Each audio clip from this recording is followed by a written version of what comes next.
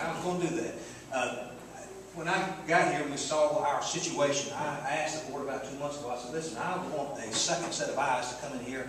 We have an incredibly competent Mrs. Abby Walden, but because people look at these numbers every day, I called the Georgia School Board Association and the Georgia Association of Superintendents, and I said, who's a good financial person to come in and give us just another set of eyes? And both places directed me to this man. Coincidentally, we set this up 2 months ago, not knowing we were going to have public hearings, and it happened to be, because he's so busy, he was able to be here on these 2 days. He's helped me quite a bit. He is a former comptroller, financial director of several school systems, most recently in Emanuel County, and he's a consultant now.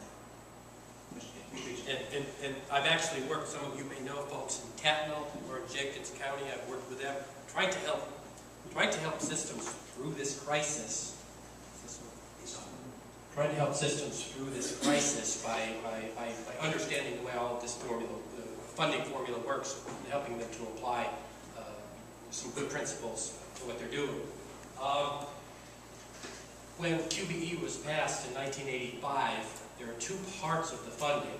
Part of it is salaries, and part of it is the money that we get for all the rest of the things, for everything else, to pay for books, to pay for the energy, to pay the attorney's fees, to pay for transportation.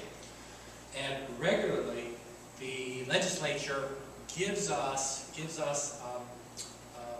inflationary increases. When teachers get a raise, the funding formula also gives us more money to pay teacher raises. What they don't do is they don't give us increases for the costs of the other things. So basically, what they said was appropriate in 1985 to pay for books and stamps and electricity and bus fuel is essentially the same thing we're getting now. So what's happening is as all of these things go up in price, as stamps go up to 42 cents and bus fuel goes up to $2 plus a gallon, the state's still giving us the old amount of money. Another example, high school textbooks. They give us $40. A high school textbook costs $80 to $100. And either we don't buy them, which isn't an option, or we have to dig into our local pockets to fund those inflationary increases. And what this shows is that in 2002, we received $436 per student to pay for all the other things. In the current year, we're getting $428, $8 less per student.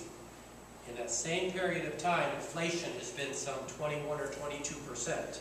So in order to make up that 22%, in order to pay for the cost of these things, we have got to dig into our local pocket on the right to the tune of $469 just to keep up with spending money that we had to pay for 8 years ago.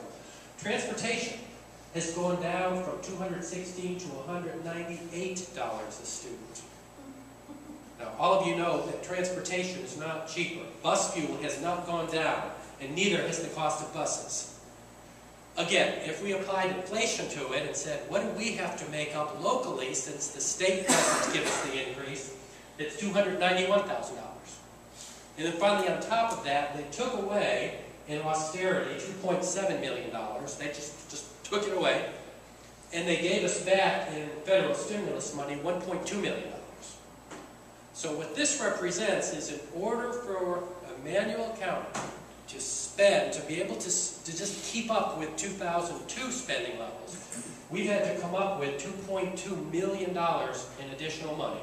And since one mill raises $419,000, in effect, we've had to take 5.27 mills just to keep up with inflation.